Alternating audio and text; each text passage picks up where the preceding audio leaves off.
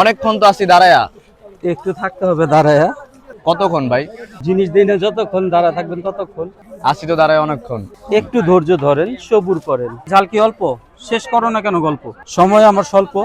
কেসে ভাই? আরে ভাই, আপনার তো কোনো চিন্তা নাই। এখানে মুড়ি খেতে আসলে মুড়ির থেকে বেশি ছন্দ আপনাকে শুনতে হবে। লাগবে না মন্দ, জমে যাবে ছন্দ।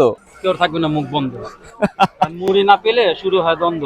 কাগজে কথা কও না কে সহজে? ধরো, নিজের মনে করো।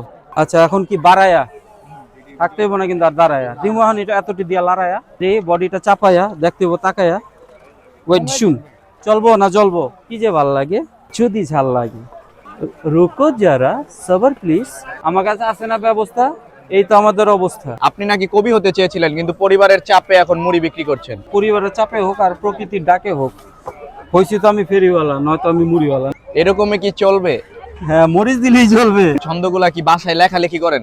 না, আমার মনে আছে ফান, বুকে জমা আছে গান, তাই মাঝে মাঝে দিয়ে দেই মুড়ি বেচতে বেচতে টান। ভাই একটু ঠিকানাটা বলেন না। ঠিকানাটা জুরান বউবাজার গ্যাস পাইপ সংলগ্ন 2 রেল লাইনের মাঝে।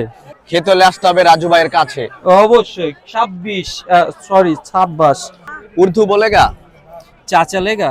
यस चलेगा। ओह, मेरा तो दौड़ेगा हिंदी सीखा कहाँ से? बचपन से।